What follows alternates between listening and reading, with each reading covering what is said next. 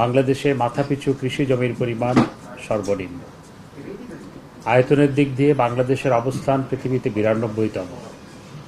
অথচ মাননীয় প্রধানমন্ত্রী বঙ্গবন্ধু কন্যা জননেত্রী শেখ হাসিনার গতিশীল নেতৃত্বের কারণে এবং কৃষি এবং কৃষক বান্ধব নানা কর্মসূচি পলিসির কারণে বাংলাদেশ আয়তনের দিক দিয়ে পৃথিবীতে 92তম হলেও বাংলাদেশ সবজি উৎপাদনে তৃতীয়, ধান উৎপাদনে তৃতীয়, মিঠা পানির মাছ উৎপাদনে তৃতীয় এবং চতুর্থের মধ্যে উঠানামা করে। এবং অন্যান্য ক্ষেত্রেও আমরা পৃথিবীর অনেক দেশের তুলনায় এগিয়ে। আম উৎপাদনে, আলু উৎপাদনে আমরা সপ্তম। এটি একটি বিস্ময়, বিশ্ব খাদ্য সংস্থার কাছেও বিস্ময়, যেখানে বাংলাদেশে প্রতি বর্গ কিলোমিটারে মানুষের ঘনত্ব 1200, আর সেখানে ভারতে প্রতি বর্গ কিলোমিটারে মানুষের ঘনত্ব 400 কাছাকাছি। সেখানে ভারত ক্ষুধাসূচকে 98তম, আর আমরা ক্ষুধাসূচকে 75তম। ভারত 98তম, আমরা 75তম, পাকিস্তান 88তম। এটি মাননীয় প্রধানমন্ত্রীর গতিশীল নেতৃত্বের কারণেই এটি সম্ভবপর হয়েছে। আমরা কৃষি পণ্য 1 বিলিয়নের বেশি আমরা রপ্তানি করছি। এটিকে $2 বিলিয়ন উন্নীত করার এবং ক্রমান্বয়ে বাড়ানোর পরিকল্পনা নিয়ে সরকার এগোচ্ছে। এবং একই সাথে আপনারা জানেন যে আইনের শাসন সূচকেও বাংলাদেশ এক ধাপ এগিয়েছে। তো আজকে যারা প্রতিদিন টেলিভিশনের পর্দা গরম করেন, সাংবাদিক ভাই বোনদের সামনে বক্তব্য রাখেন, সরকারের নানা ধরনের ব্যর্থতা তুলে ধরেন, অবশ্যই সরকারের ব্যর্থতা থাকলে তুলে ধরবেন, সেটি বিরোধী দলের কাজ, সেটি তারা করবেন। আমরাও চাই তারা সেটি করুক, কারণ সমালোচনার মাধ্যমে কাজ শানিত হয়, কাজ শুদ্ধ হয়, সেটি আমরা চাই। কিন্তু সরকারের নেতৃত্বে এই অর্জনের পর তারা কি অভিনন্দন জানাবেন সরকারকে? এটি আমার প্রশ্ন। এবং আইনের শাসন নিয়ে যারা প্রশ্ন তোলেন, তাদের প্রশ্নের মধ্যেই আইনের শাসন সূচকে আমরা এক ধাপ এগিয়েছি, এখন তারা কি বলবেন, সেটি হচ্ছে আমার প্রশ্ন। তা আমি এই অগ্রগতি আমি মনে করি মাননীয় প্রধানমন্ত্রী বঙ্গবন্ধু কন্যা জননেত্রী শেখ হাসিনার নেতৃত্বে এই অগ্রগতি বঙ্গবন্ধুর স্বপ্ন পূরণের পথে দেশকে একটি উন্নত রাষ্ট্রে রূপান্তর করার ক্ষেত্রে একটি বিরাট মাইলফলক। এজন্য মাননীয় প্রধানমন্ত্রীকে অভিনন্দন, একই সাথে দেশের সব মানুষকে অভিনন্দন, আপনাদেরও অভিনন্দন। ধন্যবাদ।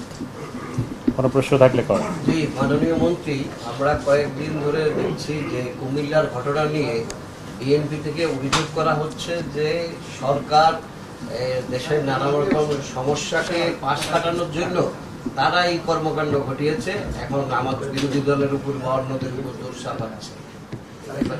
আমি মির্জা ফখরুল ইসলাম আলমগীর সাহেব বলেছেন, আরও অনেকেই বলেছেন। তো সরকারের তাদের কাছে জানতে চাই দেশে আর কি কি বড় সমস্যা আছে, সেটা আমি জানতে চাই। করোনা নিয়ে তো অনেক কথা বলেছিলেন, এখন করোনা নিয়ন্ত্রণে চলে এসছে এবং গতকাল সংক্রমণের হার 2% নিচে এবং টিকাও ব্যাপক সংখ্যক জনগোষ্ঠী পেয়ে গেছে, স্কুল কলেজ খুলে গেছে। অথচ করোনা নিয়ে অনেক সমালোচনা হয়েছে, টিকা নিয়ে অনেক সমালোচনা হয়েছে, কিন্তু এটি নিয়ন্ত্রণ করার ক্ষেত্রে আমরা অনেক দূর এগিয়ে গেছি। পৃথিবীতে মৃত্যু কিন্তু খুব একটা কমেনি।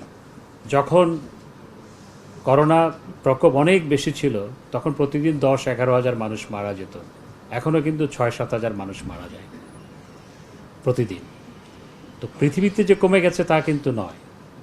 আমাদের দেশে করোনা কিন্তু নিয়ন্ত্রণ আমরা করতে সক্ষম হয়েছে, মাননীয় প্রধানমন্ত্রী করোনাকে নিয়ন্ত্রণ করতে সক্ষম হয়েছে।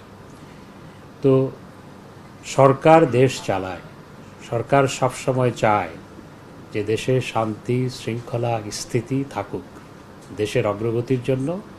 এবং যে কোনো সরকার, এটি যদি বিএনপিও ক্ষমতায় থাকে তারাও সাধারণত চাওয়ার কথা, আমরা চাই কি না জানি না, পৃথিবীর সব দেশের সরকারই সাধারণভাবে চায় যে দেশে শান্তি শৃঙ্খলা স্থিতি থাকুক। বিএনপি কী চায় অবশ্য জানি না, তারা ক্ষমতায় থাকতে তো অনেক কিছু হয়েছে।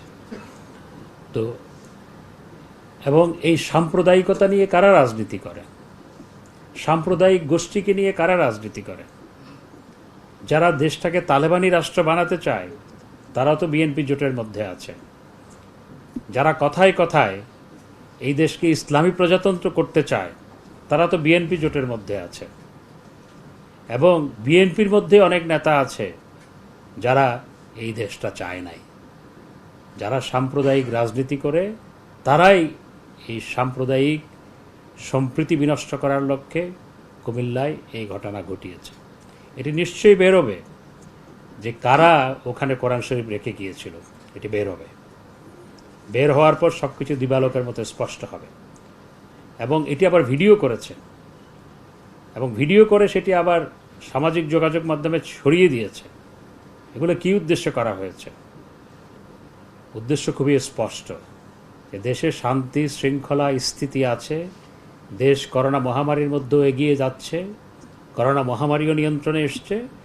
সুতরাং বিভিন্ন রাজনৈতিক বক্তব্য দিয়ে মানুষের কাছাকাছি তারা পৌঁছাতে পারেনি। সুতরাং সাম্প্রদায়িক সম্প্রীতি বিনষ্ট করে সরকারকে বেকায়দায় ফেলার উদ্দেশ্যে, এবং যারা সাম্প্রদায়িকতা নিয়ে রাজনীতি করে তারা রাজনৈতিক ফায়দা লুটার স্বার্থে এই বিএনপি জামাত এবং তাদের দোসররা সাম্প্রদায়িক উগ্রগোষ্ঠী মিলেই এই ঘটনা ঘটিয়েছে। মির্জা ফখরুল ইসলাম আলমগীর সাহেব পাগল না দেশের মানুষ পাগল? ওনার বক্তব্যে মনে হয় রাস্তায় যে পাগল ঘুরে বেড়ায় সে মনে করে সবাই পাগল ও ভালো। মির্জা ফখরুল ইসলাম আলমগীর সাহেব বক্তব্যটা ঠিক সেরকম। ধন্যবাদ।